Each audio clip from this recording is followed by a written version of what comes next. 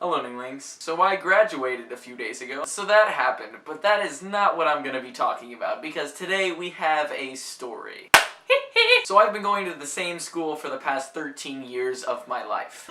Yeah, I know, it's weird, just listen. I started going there in kindergarten, so I was a K5 bro. I was usually the craziest kid out there, and my mom can definitely attest to that. I am so thankful that she didn't put me up for adoption or something, because I was bad. But alas, on this day, I was not the craziest one. The greatest part about kindergarten was nap time, but back then we hated it so much, even though right now I would kill to have nap time all the time. During nap time, we were in a huge empty room where there was only a table in the dead center of the room, and our cots where we slept were on the outside next to the wall. The worst part about nap time as a kid is you had to be quiet. Right now I could go for some quiet, I mean like real hard, but back then we could not stand the quiet. There was always kids like me that would fake like they were sleeping and then just play with marbles under all the cots, and then there were those kids that would sneeze and cough because they thought they were funny, because for some reason that's hilarious to a 5-year-old. But anyways, there was only one adult supervising a whole class of about 35 5-year-olds. And it was usually Mrs. Walters, who worked hard all day, and then at the end of the day she'd have to sit in a dark room surrounded by children. So usually it started out like this. Hey now all you kids, you better be quiet and you better be sleeping, and if you can't sleep you better put your face against your pillow and close your eyes. Usually she was a very nice woman, but every nap time would usually start out with a speech similar to that. And one day we finally found out why. Apparently when you're an adult you like sleep, so when you're in a very dark room and it's completely quiet, you tend to get some sleep. And sleep is what Mrs. Walters did. As kids we usually never noticed her sleeping, but this time she was very tired because she was snoring up a storm. Of course all of us kids were giggling quietly once we found out what was happening, but then one kid decided to get up out of his cot. This led to other children getting out of their cots with blankets and stuffed animals. And then in some sort of tribal-like ritual, these kids started circling Mrs. Walters around the table. Now more and more of these kids started getting up out of their cots and started to join this cult parading around Mrs. Walters. Meanwhile, I sat there like, what is happening? And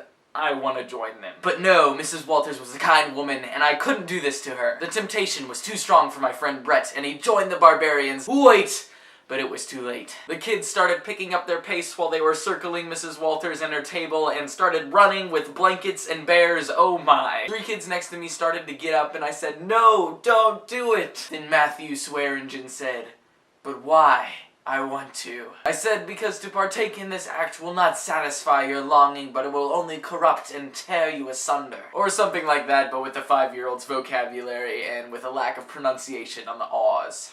Just as I finished giving my persuasive speech, Mrs. Walters woke up in a fright. There was just 3 seconds of just pure confusion on her part where she didn't understand what was happening, and it was magnificent. But then she came to her senses and yelled, stop! Get back to your cots, you kids! Her cry pierced through all the children's ears and caused the Neanderthals to stop dead in their tracks while their face morphed from happiness into straight terror.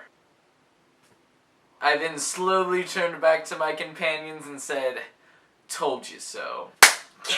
Oh, but that's not it. She asked a few of us that did not partake in this monstrosity to go up to her because we would be getting a reward. She had a piece of paper and a pen so she could write down our very favorite candies because she was going to buy them and give them to us. And guess what I got? 100 grand, not because 100 grand bar was my favorite, but because I felt like 100 grand. But the story doesn't end there. The next day when all of us good kids came into school, we were awaiting our reward, and when we got there, she told us some horrible news. I bought all of your favorite candy, and when I went to grab them this morning, I discovered that they had been eaten by my son.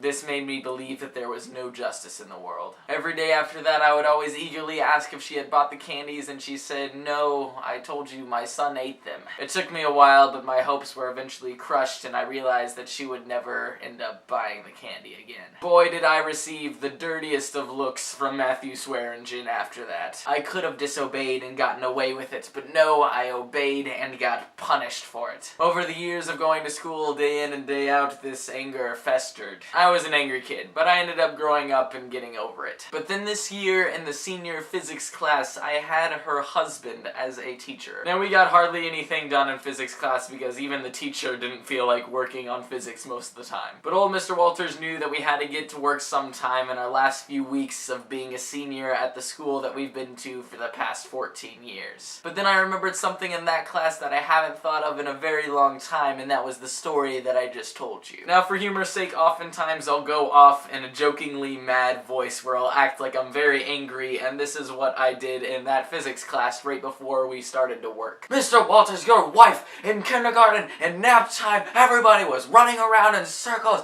and I did it. I did what was right, and she promised she'd give me candy, and guess what? Your son ate the candy, and guess what I never got? The candy. I did what was right for no reason. Mr. Walters, I still haven't gotten my 100 grand par, and I'm still mad about it. And he and I, along with our class, laughed about it and then just got back to work. But the next day, something extraordinary happened in physics class. I received the fruits of my labor. Not only did Mr. Walters tell his wife what I said in class, but she also got me not 1, but 200 grand bars. Pew-pew! Yeah! I put my good deed in the bank and I got compound interest. I'm not even gonna eat these. I've had them for like a month and I just keep them because they symbolize karma so hard. I guess the moral of the story is do what's right no matter what, even if you don't get anything back, because you never know. You might end up getting a couple 100 grand. Either that or yell at your physics teacher for chocolate. I don't know.